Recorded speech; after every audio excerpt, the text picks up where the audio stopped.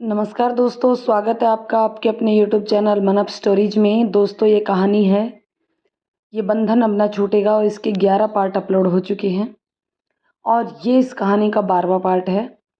तो दोस्तों चलिए इस 12वें पार्ट को स्टार्ट करते हैं। छवि, तुम यहीं रुको, मैं यहीं पास के लॉज में जाकर देख कर आता हूँ कि वहाँ रुकने की जगह है या नहीं। कबीर लॉज की तरफ बढ़ जाता है। करीब आधे घंटे के बाद कबीर वापस आता है।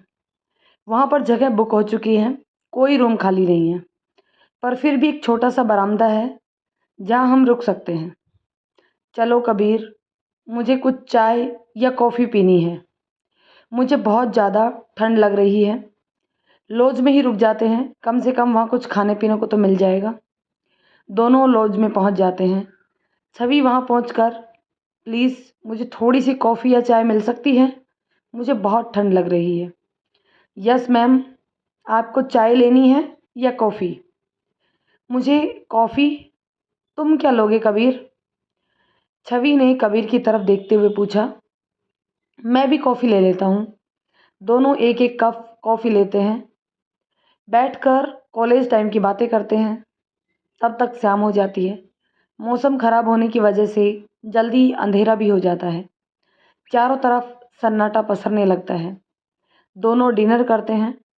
बढ़ती हुई ठंड की वजह से लगभग सभी लोग अपने अपने कमरों में जा चुके थे और चारों तरफ सन्नाटा पसरा हुआ था। कबीर और छवि दोनों छोटे से बरामदे में, जो कि 3 साइड से दीवार से कवर था और सामने का हिस्सा खुला हुआ था। सर्दी से बचने के लिए खुले हुए हिस्से पर मोटा पर्दा डाला हुआ था। अमूमन लोग इस बरामदे में ठहरते नहीं थे, परंतु आज इमरजेंसी में ठहरना पड़ रहा था, तो वहीं पर एक गद्दा भी नीचे डलवा दिया गया था, जिस पर बैठकर दोनों रात गुजारने की सोचते हैं। लॉज में ब्लैंकेट की कमी हो गई थी, इसलिए दोनों को एक ही ब्लैंकेट मिला था ओढ़ने के लिए, जिसे दोनों मिलकर ओढ़े बैठे हुए थे। 1-2 घंटे बैठने के बाद छवि को वापस सर्दी लगने लगी और कबीर से कहती है, कबीर मुझे बहुत ठंड लग रही है, प्लीज़ एक कप कॉफ़ी और मिल जाएगी क्या? तुम रुको, मैं लेकर आता हूँ। अगर कोई उठा होगा तो तुम्हारे लिए कॉफ़ी ज़रूर लेकर आऊँगा। और वहाँ से बाहर जाता है, परंतु बहुत ज़्यादा ठंड की वजह से बाहर कोई हलचल नहीं थी। लॉज बंद हो चुका था, कहीं कोई नज़र नहीं आ रहा था। वापस आकर देखता है कि छवि लेटी हुई थी। कबीर सोचता है कि छवि शायद सो गई है, तो वह भी चुपचाप आकर छवि के पास ब्लैंकेट के अंदर घुसकर बैठ जाता है। जब वह ब्लैंकेट के अंदर घुसता है तो उसका हाथ छवि के हाथ से टच होता है, तो वो देखता है कि छवि का हाथ बहुत ही ज़्यादा ठंडा है। तो वो छवि को छू कर देखता है। अरे! छवि तो एकदम ठंडी हो रही है। इसके हाथ पैर इतनी ठंड से ठिठुर रहे हैं। कबीर छवि को अच्छे से ब्लैंकेट से कवर कर देता है। कबीर ने नोटिस किया कि छवि में कोई हलचल नहीं है, तो कबीर को थोड़ा शक होता है कि छवि इतनी जल्दी कैसे सो सकती है? मैं तो बाहर से ज़्यादा 1 या 2 मिनट में ही वापस आ गया था। इतनी जल्दी सोना, और वह भी इतनी गहरी नींद में। कहीं छवि ठंड के मारे बेहोश तो नहीं हो गई? यह सोचकर कबीर छवि को झिंझोड़ता है, मगर छवि को तो होश ही नहीं था। अरे! ये तो बेहोश हो गई है। कबीर छवि के हाथ पैरों की मालिश करता है, जिससे हाथ पैर में थोड़ी गर्मी आए। काफ़ी देर तक हाथ पैर रगड़ने के बाद भी छवि को होश नहीं आया। कबीर सोचता है, यहाँ तो कोई हॉस्पिटल भी नज़दीक में नहीं है। अगर हॉस्पिटल जाने की कोशिश करूँगा तो रास्ता जाम है, अभी हॉस्पिटल भी नहीं ले जा सकता। तभी कबीर को एक फ़िल्म में का सीन याद आता है, जिसमें इसी प्रकार से हीरोइन सर्दी के कारण बेहोश हो जाती है, तो हीरो अपने शरीर की गर्मी दे करके हीरोइन को होश में लेकर आता है। यही सोचकर कबीर ने तुरंत अपने कपड़े उतार दिए और अपने शरीर को छवि के शरीर से टच कर दिया। कबीर ने दोनों को ब्लैंकेट से कवर कर लिया। कबीर छवि को इतने करीब था कि छवि की सांसों में भी उसे गर्मी महसूस हो रही थी। कबीर ने अपने हाथों से छवि के हाथों और अपने पैरों से पैरों की मालिश शुरू की। काफ़ी रब करने के बाद धीरे धीरे छवि के हाथ पैरों में हलचल हुई। यह देखकर कबीर की जान में जान आती है। थोड़ी देर बाद कबीर के शरीर की गर्मी पाकर छवि आंखें खोलती है। कबीर को अपने इतने करीब पाकर उसके दिल की धड़कनें सुपर फास्ट दौड़ने लग जाती हैं। छवि के हाथ कबीर के हाथों में थे। छवि धीरे से अपने हाथों से कबीर के हाथ को कस लेती है। दोनों एक दूसरे की आंखों में आंखें डालकर देखते हैं और धीरे धीरे दोनों एक दूसरे में खोने लगते हैं। दोनों को पता ही नहीं चलता कि कब दोनों के होठ आपस में मिल गए। दोनों एक दूसरे की बाहों में थे और धीरे धीरे दोनों की आंखें बंद होने लगती हैं। मदहोशी में दोनों एक दूसरे में खो गए। जब दोनों को होश आया तो दोनों एक दूसरे से आंखें नहीं मिला पा रहे थे। कबीर ने कहा, छवि, मुझे माफ़ कर देना। सिचुएशन ही कुछ ऐसी बन गई थी कि मुझे तुम्हें इस तरीके से छूने की ज़रूरत पड़ी, क्योंकि तुम बेहोश हो गई थी। कबीर, तुम अपने आप को दोष मत दो। इसमें तुम्हारी कोई गलती नहीं है। जितना तुम जिम्मेदार हो इस चीज़ के लिए, उतना ही मैं भी जिम्मेदार हूँ। इसलिए तुम्हें अपने आप को दोष देने की ज़रूरत नहीं है। और दोनों एक दूसरे की तरफ पीठ करके सो जाते हैं। परंतु किसी की भी आंखों में नींद नहीं थी। दोनों की ही नींद आंखों से कोसों दूर थी। उनकी सारी रात यूं ही आंखों में ही कट गई। अगली सुबह तक मौसम साफ हो गया था, परंतु रास्ता अभी तक क्लियर नहीं था। परंतु धूप निकल जाने से रास्ता जल्दी ही क्लियर हो जाने की संभावना थी। सुबह उठकर दोनों वही नाश्ता करते हैं, परंतु एक दूसरे से कोई बात नहीं करते। और फिर जैसे ही रास्ता खुलता है, दोनों वापस रवाना हो जाते हैं। छवि को उसके होटल में छोड़कर कबीर अपने होटल में चला जाता है। होटल पहुंचकर कबीर उषा से नज़रें नहीं मिला पा रहा था। उसे बहुत गिल्ट फील हो रहा था। उषा कबीर को देखकर बहुत खुश होती है। कबीर, मुझे तो रात भर नींद नहीं आई। पता नहीं अजीब अजीब से ख्याल दिमाग में आ रहे थे। मैंने तुम्हारा फ़ोन भी ट्राई किया था, परंतु फ़ोन नहीं लग रहा था।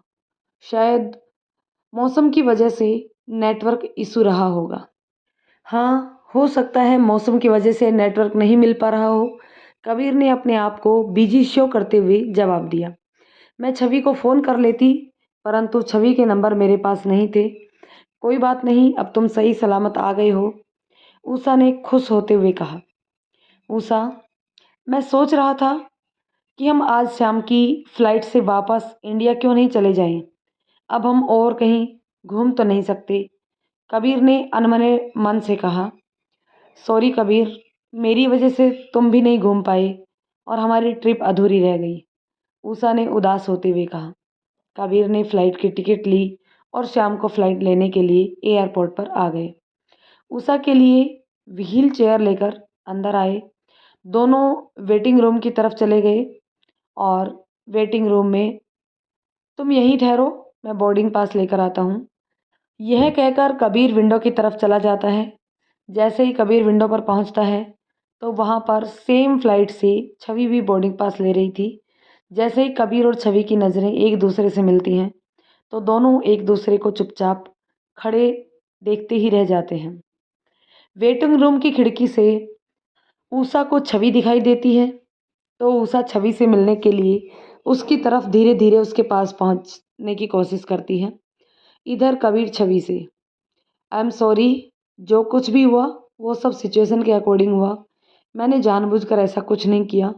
हो सके तो मुझे माफ़ कर देना और इस बात को यहीं पर ख़त्म कर देना। भूल जाना कि हमारे बीच कुछ भी हुआ था। छवि कबीर को बीच में ही रोकते हुए, कबीर, तुम इसके लिए अपने आप को दोषी क्यों ठहराते हो? जो भी हुआ उसमें हम दोनों बराबर के साझेदार हैं।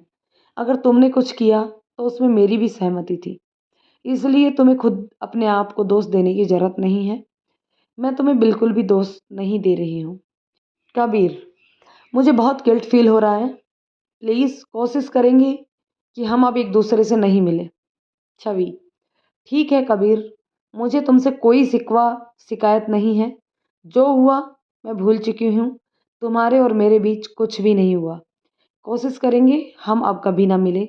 वापस जाने के लिए जैसे ही कबीर पलटा तो सामने उषा खड़ी थी और उसकी आंखों से आंसू बह रहे थे। उषा, तुम यहाँ तुम यहाँ क्या कर रही हो? तुमको तो मैंने वहाँ बैठने के लिए कहा था ना, और तुम्हें चलने के लिए भी मना किया था, कबीर ने परेशान होते हुए कहा। बस कबीर, मुझे तुमसे ये उम्मीद तो बिल्कुल नहीं थी, उषा ने रोते हुए कहा। उषा, मेरी बात सुनो, चलो हम अंदर चलकर बात करते हैं।